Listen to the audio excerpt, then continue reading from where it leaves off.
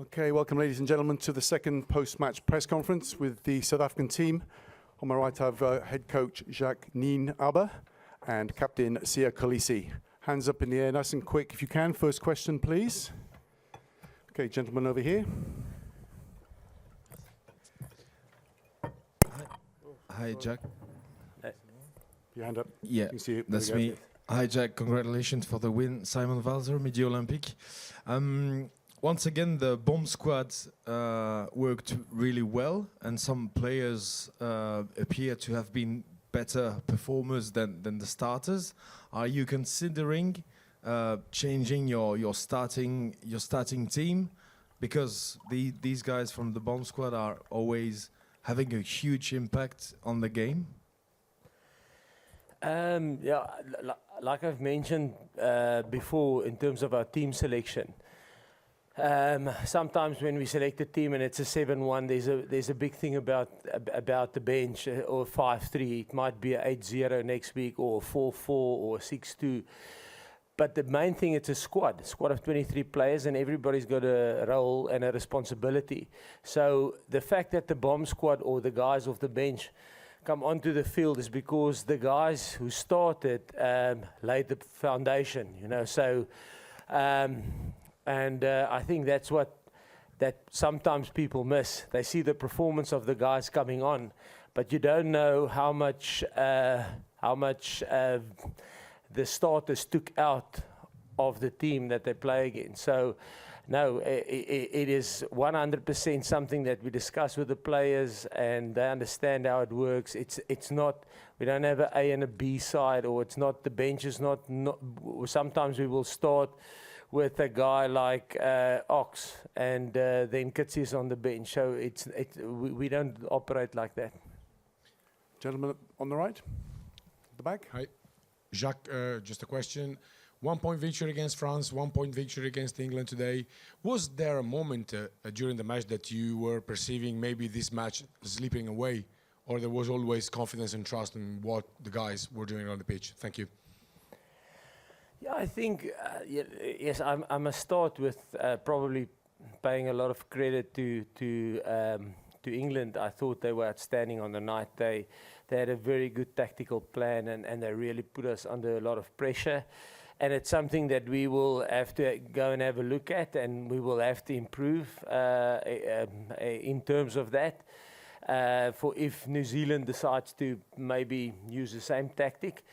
But it took us some time to get to grip with it, and but yes, I think that's probably the strength of this team, is that they find a way to even if we don't play well, even if our things aren't going our way, they find a way to get a result, you know. And it took them probably 70 minutes to get into a position to get a foothold in the game.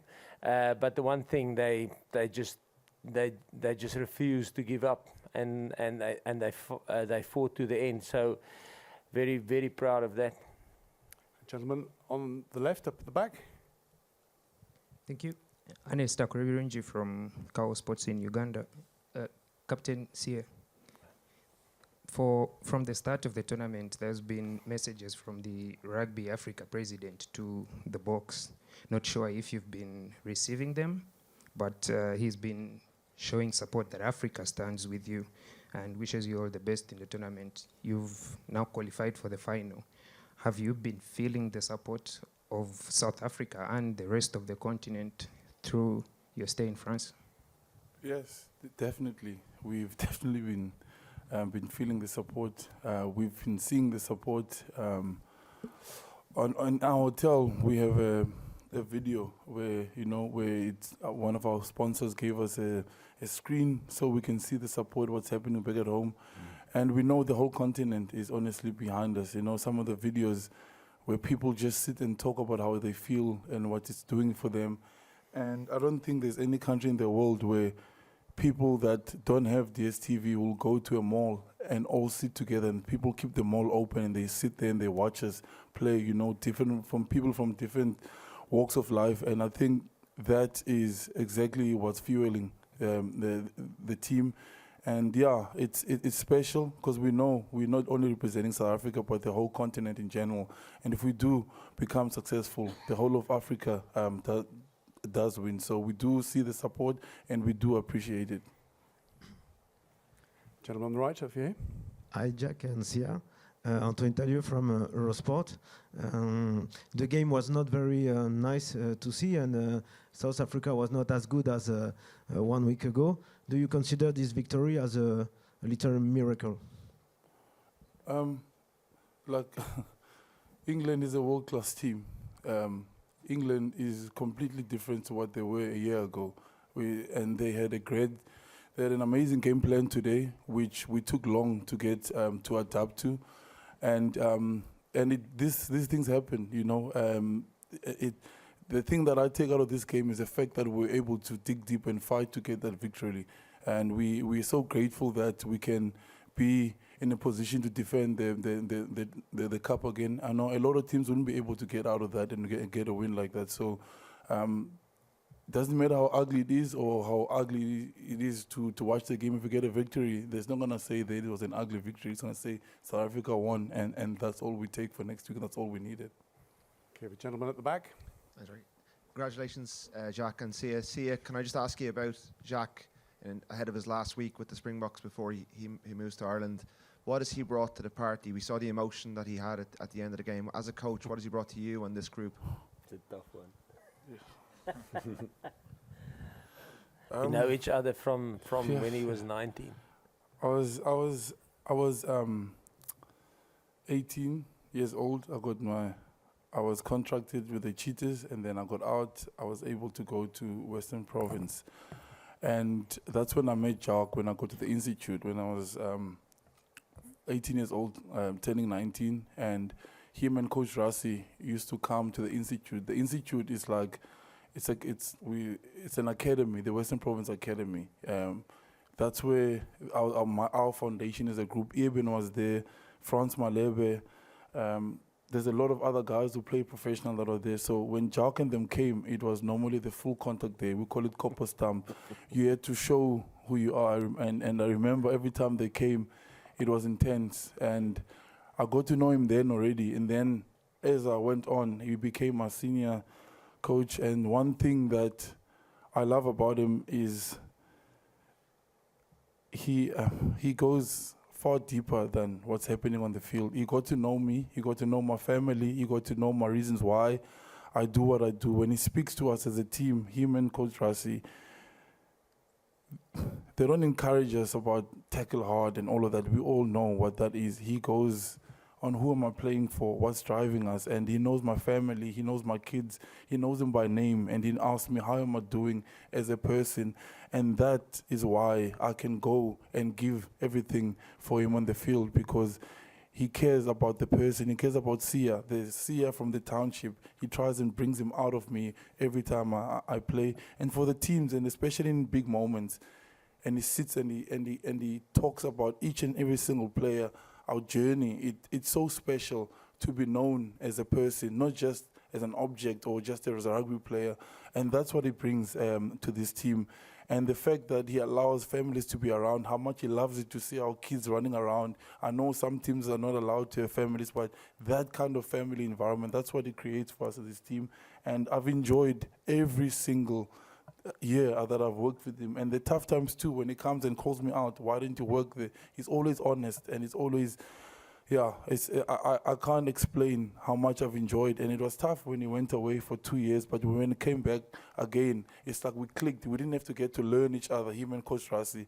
They just came in and they changed things, because they love the country. But I know wherever he goes, they're going to be lucky to have him, because the amount of work he puts in, the detail he gets into, it makes life so much easier for me. All I have to do, just watch a screen and see the opportunities that are there. So, yeah, he's a special coach, and he's a special human being, most of all, an amazing father and a great husband. So, yeah, we'll miss him, and I'll be always forever be thankful, because I remember when I first met him, I couldn't tackle. After that year, we're playing copper stamp every day, I had to learn how to tackle. Okay, gentleman at the front. I'm not sure how you follow up that answer, but what was going through your head when Andre Pollard was lining up that penalty with 2 minutes to go? Question for whoever. I had no doubt at all. I had no doubt at all. He's done it for us before, and it always goes like we're grateful for the bench, man, for actually for the whole squad. Like a guy like Marvin, you know, and the guys that don't make the team, Marco. You know, it's difficult. Most players drop their heads. In this team, we remind each other, at the end of the day, when we are successful, they're going to say South Africa won, not the 23 that played.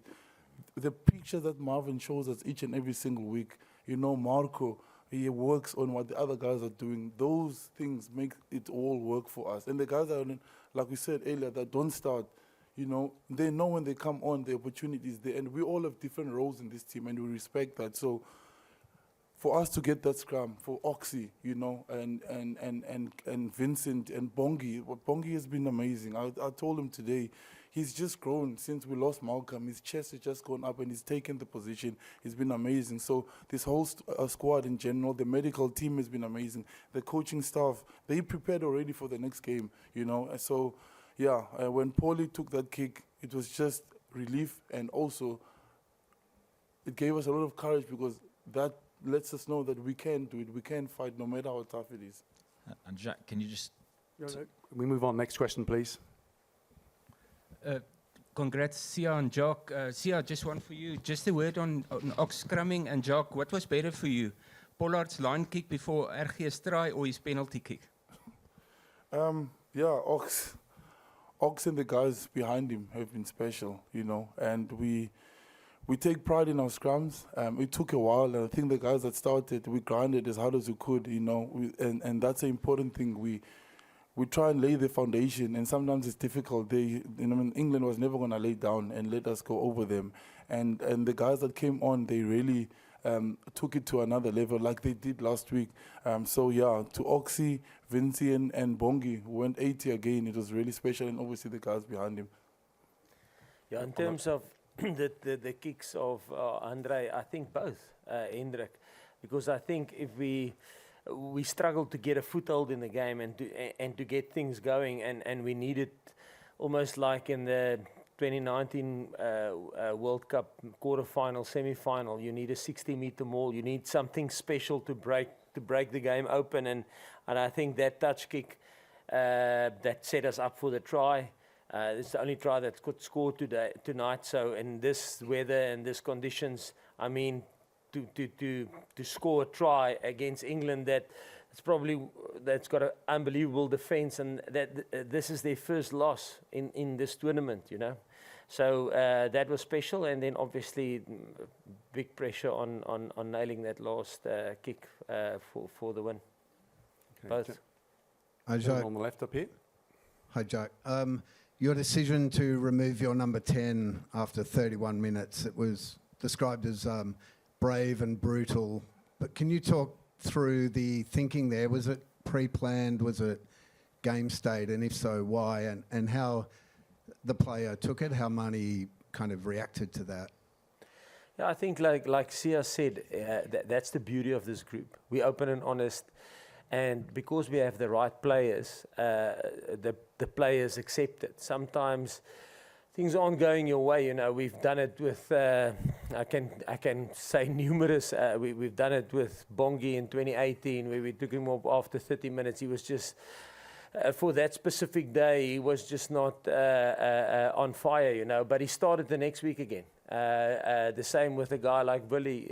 We've took him off early because things didn't go his way, and the main thing is everything is for the team, you know, and they understand that, and that's the beauty of the squad. You know, you open and honest, and the players take it on the chin, and it doesn't mean that he won't start next week. You know, it's just unfortunately sometimes it's like that. You know, I thought. I mean, everybody, we didn't miss a kick at goal tonight. Every single opportunity we got, we utilised. And both him and Andre, you know, the kick that he also kicked in the beginning was a tough one. But it's just, listen, that's how it is. It's for South Africa. It's not for the individual. It's not for the ego. It's for South Africa. And in South Africa we get messages. Tracy, Volmink, and the school kids, and we see every single message they send to us, and it's for them. So we can't put our egos in front of that. South Africa is more important. The Springboks are more important than anything else.